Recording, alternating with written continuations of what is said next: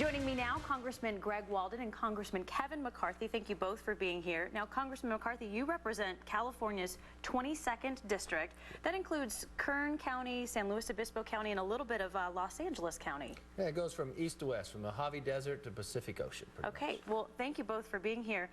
Congressman Walden, you visit Southern Oregon and Eastern Oregon frequently. Now, this time you have a visitor. Tell us why you guys are traveling Congressman together. McCarthy is the Republican whip of the House. That's the third most powerful person in the U.S. House of Representatives. A good friend. We worked together on a lot of issues. Was very helpful in the transition as we rewrote the rules of the House and all. And he's going to be meeting with some people here in the Rogue Valley, and then as a keynote speaker over on the Oregon coast tomorrow. Traveling together more in the future as well. Well, I don't know about that, but we've gotten along pretty well so far. Depends on how this visit goes, right? That's right. Okay. Now, Congressman McCarthy currently serving, as we've mentioned, as the majority whip. Now, obvious voters want to get things done. We want to get things done. We want to see our politicians working together.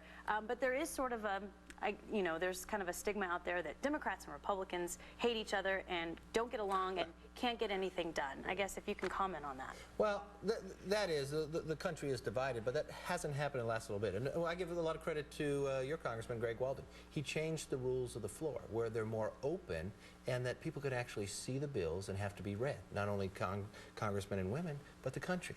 Now, if you just take this week where we cut spending and we repealed the 1099 to help small businesses, both of those had overwhelmingly bipartisan support. So hopefully maybe things have changed a little. Now, do you think there is sort of an idea out there that we don't hear about the good stuff that happens? We just hear about when there's clashing. Well, there's clashing still, but there's clashing of ideas. Anytime you clash on ideas and principles, that's healthy. But there are some good things that happen, and hopefully there'll be better things in the future. Okay. Now, Congressman Walden, one big thing on the minds of voters here in our region, and we've talked about this a lot, jobs and the economy. Absolutely. I guess my question is, what's happening now to help the unemployed find work?